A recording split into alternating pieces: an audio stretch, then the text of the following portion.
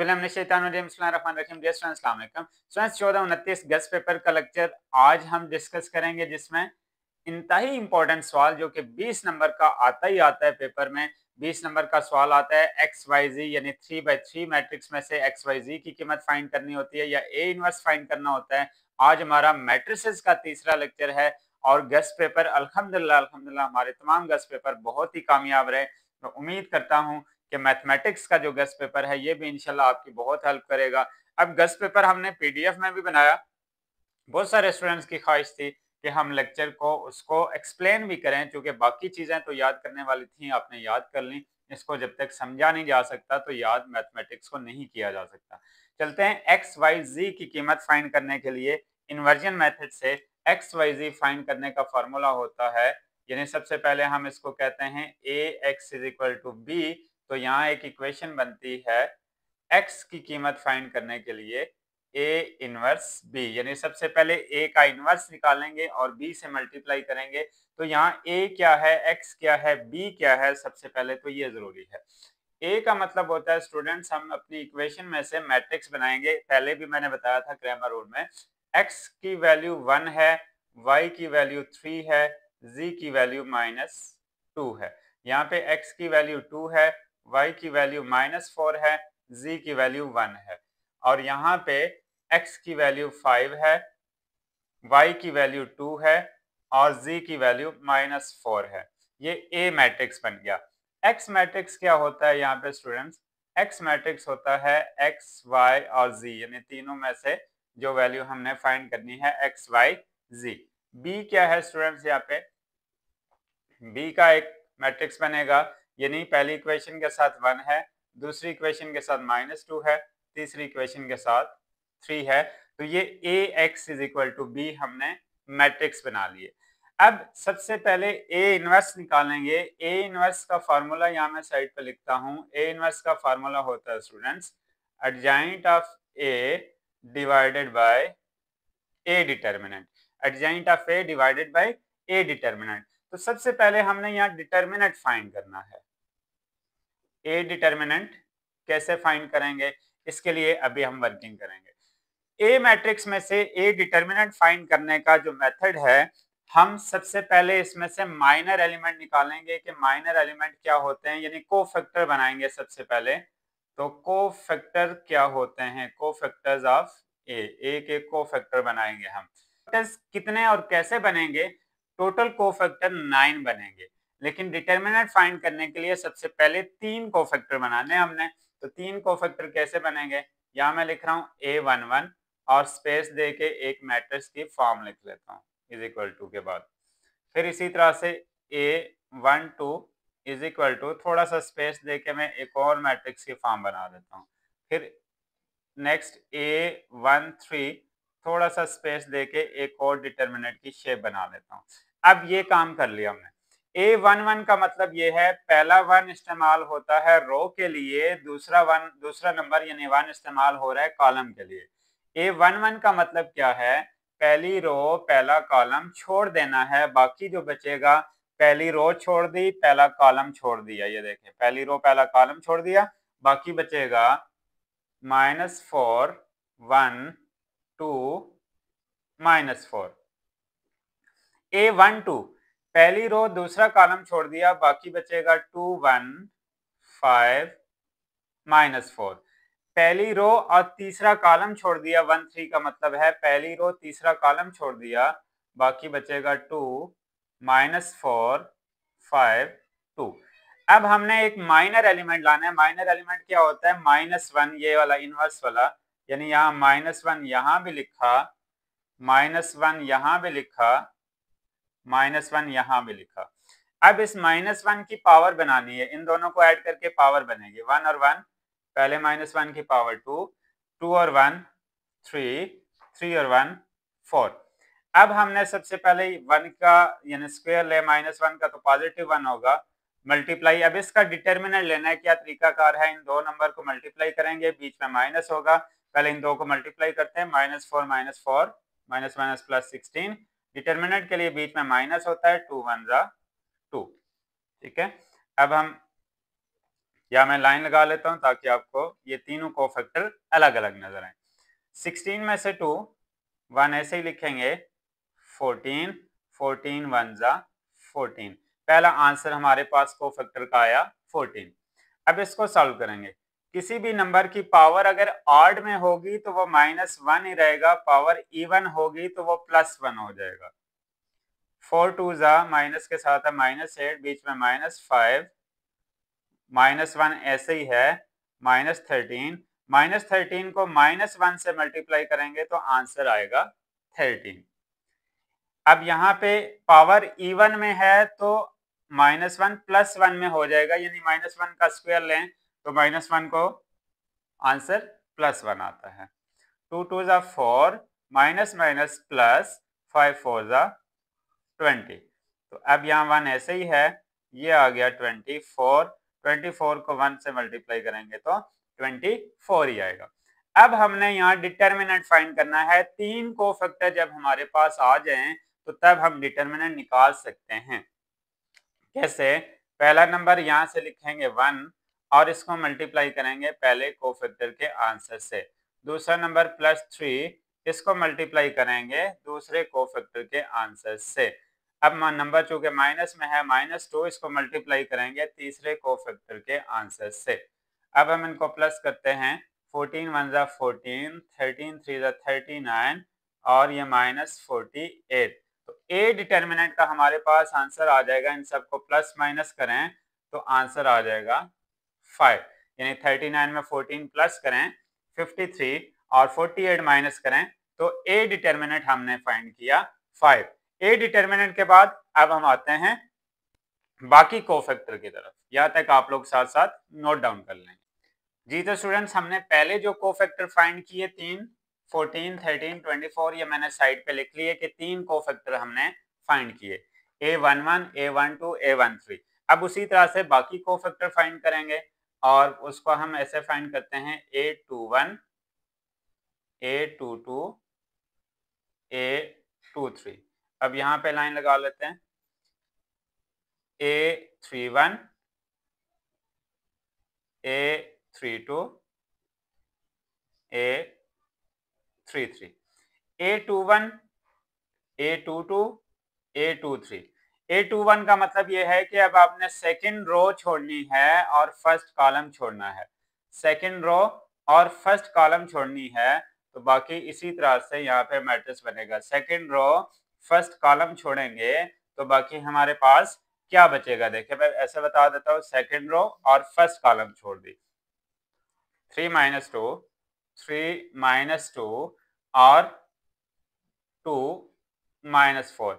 Cofactor जब आप यहां से उठाएंगे, कौन सी रो कौन सा कॉलम छोड़ना है, ये बहुत ध्यान से करना है, वरना क्वेश्चन में गलती हो जाएगी, सारा टाइम आपका वेस्ट हो जाएगा। Second row second column, second row है सेकंड ही कॉलम छोड़ना है तो 1 - 2, 1 - 2 यानी सेकंड रो छोड़ दी, सेकंड ही कॉलम छोड़ दिया, 1 - 2 तो बाकी क्या बचेगा, 5 - 4, 5 - 4।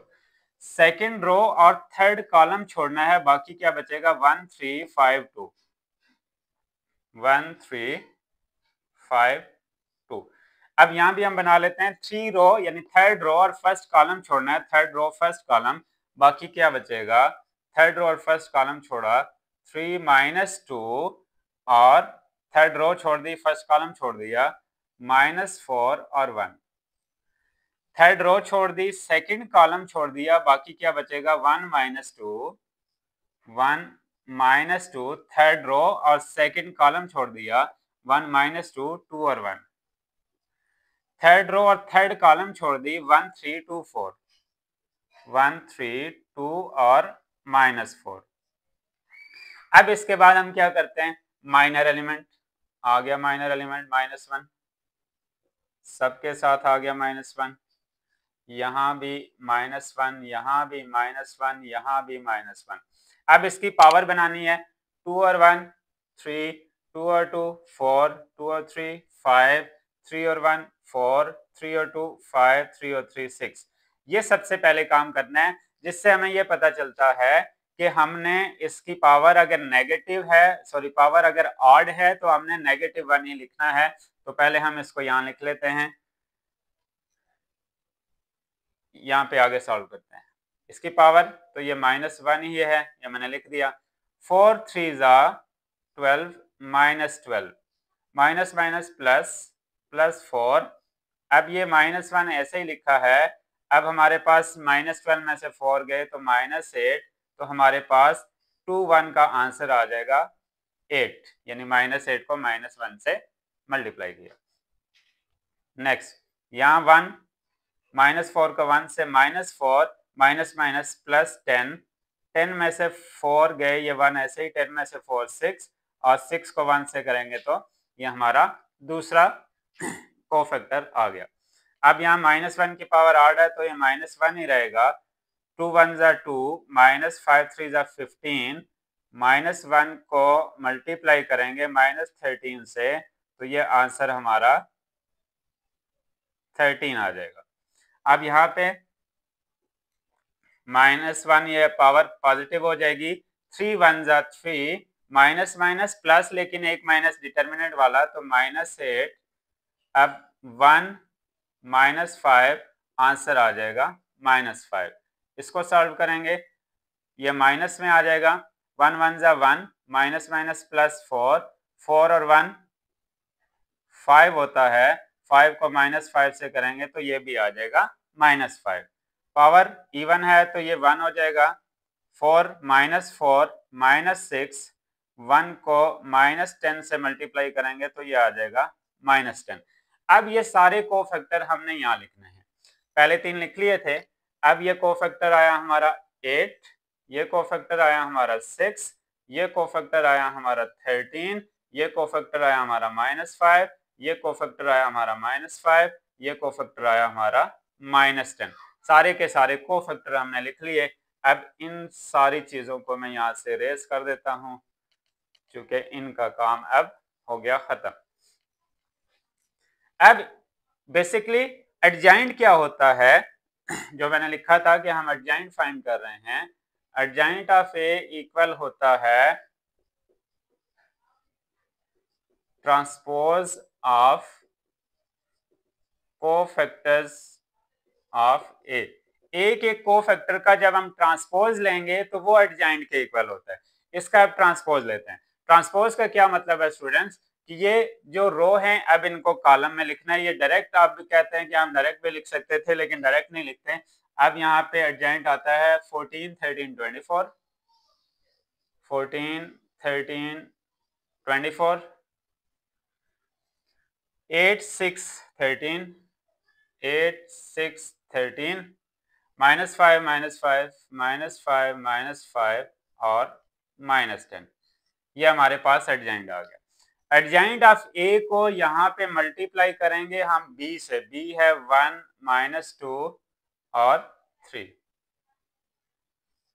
और डिटर्मिनेंट हमारा क्या आया था, 5 आया था। तो यहाँ मैं 1/5 यानी डिटर्मिनेंट अपना लिख लेता हूँ। ठीक है, यहाँ तक आप अच्छी तरह नोट कर लें। अब क्या होगा, हमने इसको आपस में मल्टीप्लाई करना है। हमने इसको आपस में क्या करना है, मल्टीप्लाई करना है। फर्स्ट रो फर्स्ट कॉलम, अब चूंकि कॉलम है कि second row first column, third row first column. तो यहाँ पे अब हमने मल्टीप्लाई करना है। सबसे पहले मैं वो डिटर्मिनेंट को एज इट इज यहाँ लिख देता हूँ। फर्स्ट रो फर्स्ट कॉलम, 14 को 1 से करेंगे 14, 8 को -2 से करेंगे -16, -5 को 3 से करेंगे -15। ठीक है, सेकेंड रो फर्स्ट कॉलम, 13 को 1 से करेंगे 13, 6 को -2 से करेंगे -12, -5 को 3 से करेंगे -15, 24 को 1 से करेंगे 24, 13 को -2 से करेंगे -26, -10 को 3 से करेंगे -30। अब हमने क्या करना है, 1/5 ऐसे ही होगा, इन सबको आपस में प्लस माइनस करना है। इनको ऐड करेंगे तो आंसर क्या आएगा स्टूडेंट्स, -17। इनको प्लस माइनस करेंगे तो आंसर क्या आएगा, -14। इनको प्लस माइनस करेंगे तो आंसर क्या आएगा, -32। यहाँ तक क्लियर। अब इन सबको डिवाइड कर देना है 5 पे, इन सबको 5 पे डिवाइड करना है। तो अब हमारे पास 5 पे डिवाइड करने के बाद रिजल्ट क्या आएगा, इसको डिवाइड करेंगे तो -3.4 या 3.41, इसको डिवाइड करेंगे तो -2.8 या 2.81 या 2.79 भी लिख सकते हैं। इसको डिवाइड करेंगे तो -6.65 30 और 6.4। अब यहाँ पे ये आपके पास आंसर आ गया एक्स वाई जी का, यानी इसके आगे आप लिख सकते हैं एक्स वाई जी की वैल्यू हमने फाइंड कर ली। इसको चेक करने का भी सोल्यूशन है कि आपने एक्स वाई जी आपका सही है या गलत है। चेक करने के लिए सिंपली आप पहली इक्वेशन लिखेंगे x plus 3y minus 2z is equal to 1, और जहां जहां x का आंसर है एक्स वाई जी का, इसमें पुट करेंगे -3.4 प्लस 3 इंटू वाई की जगह पुट करेंगे -2.8, -2 इंटू जी की जगह पुट करेंगे -6.4। तो ये सारा 1 के बराबर होना चाहिए। तो इसका मतलब आपने एक्स वाई जी के लिए जितना भी काम किया वो सारे के सारा सही है। अब इंशाल्लाह इसके बाद एक जो क्वेश्चन लेके आ रहा हूँ वो भी बड़ा इंपॉर्टेंट सवाल है, पेपर में 4 दफा आया हुआ है, उस सवाल की तरफ आते हैं। और अल्लाह पाक आप तमाम तलबात को कामयाब करे। अल्लाह हाफ़िज़।